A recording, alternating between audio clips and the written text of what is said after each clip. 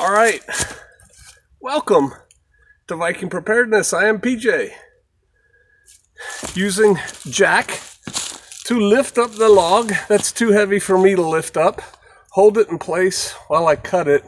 I put some previously cut rounds under it in case it got weird. I was just going to back the trailer out and set it on the rounds. But yeah, I was down here yesterday cutting, and I got all this done with stuff I could lift, but those logs are too long, too big. I could not budge them.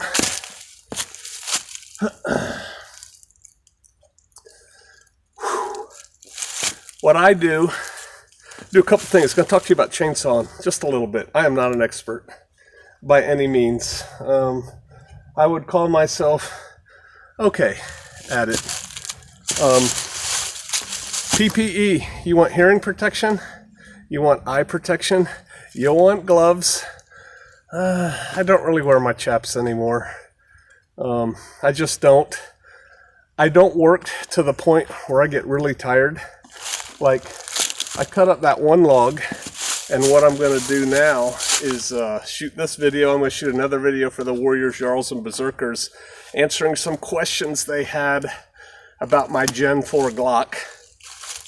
And then I'll have my breath, I'll drink some water, and I'll get back to it. So rest, PPE, don't do it too hard. I made myself a rule years ago, and I haven't had to do it for a couple years.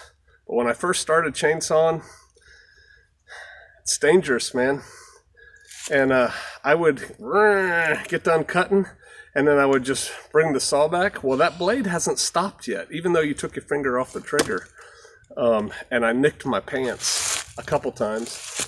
And so I made a rule that first time I nick my pants, I'm done.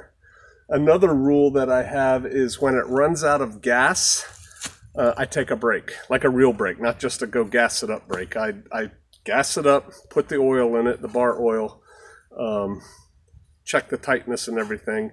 Then I sit down and I drink water and I chill for a little bit.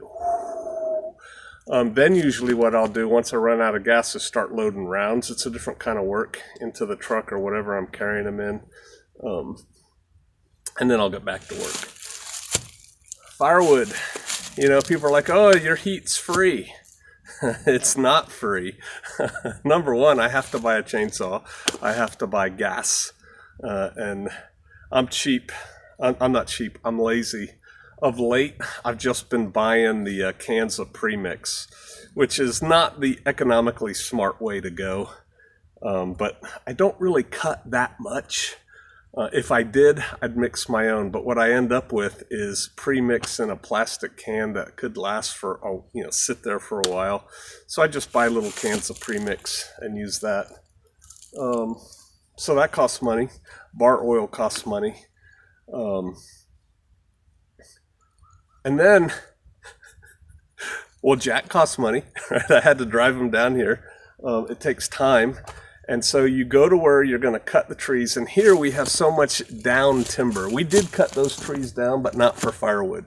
We cut those trees down for something else. And I had them moved here with Jack and to use for firewood later. But I'll never have to cut down trees for firewood. We use the stuff that's dead laying around. Like, look, I'm looking at that one right now thinking, that looks pretty good. Can you see those back there? But you got to go cut it up. Then you got to load it into something, pickup truck usually. That's work. Then you have to take it to where you want to offload it and offload it. And then I split it. And I don't use a splitting maul very much. I have one, and I use it every now and then. But I've got a 22-ton hydraulic splitter that I use. But you still have to pick up these rounds, put them on there, work the machine. It's time, right? Ba-doom, ba-doom. And then when I split them, I put them in a wheelbarrow, and then I push that to my wood, which you've seen, wood shed. Then I stack it all in there. And then when it's time to get it, I go out to the woodshed. I get a big armload of wood. I bring it into the house. I set it down. I go back. I do that a couple times. And then we get to burn it for free. Right? Whereas, you know, going, oh, it's a little chilly. Deet, deet, deet, deet. There. Right? We all make choices in life. The cool thing is, though, that I'll have wood to burn forever. And even if I can't get gas for my implements and my tools, I bought some big crosscut 2-man saw. I have another old one. Lon Simpson sent me a book, which I need to find. I can't find it. It's like the Forest Service guide to sharpening those saws. I need to find that book. And then I bought a long saw with a handle on it here that you can go like that with. That's my backup plan. And then, quite frankly, there was an old Led Zeppelin album that had a guy, all bent over, old guy, with like this whole pile of faggots on his back, dead sticks and branches. And we could do that if we had to, right? We could just go gather wood. Sister Kate does that. She goes out and gathers all these, you know, wood about that big and then breaks it over a rock and brings that in. I'm like, sweetie, we have firewood. She likes doing it. So, yeah, and then can you see the goats in the background? I don't know if you can. Can you see them? Free-ranging goats. But this is how I'm going to spend my morning. I'm going to cut up this other log. There's another long log laying there. And then I'm going to move Jack to a place where there's some more down trees that we cut. We're making pasture down here. And I'm going to cut them up till my pickup truck's full. Then I'm going to take that up and upload it and unload it, upload this video, and then I have to go gather kindling. And we don't make kindling. You know, you could make kindling out of, you know, dry pine or something like that. Number one, we don't have pine here. It's all hardwoods.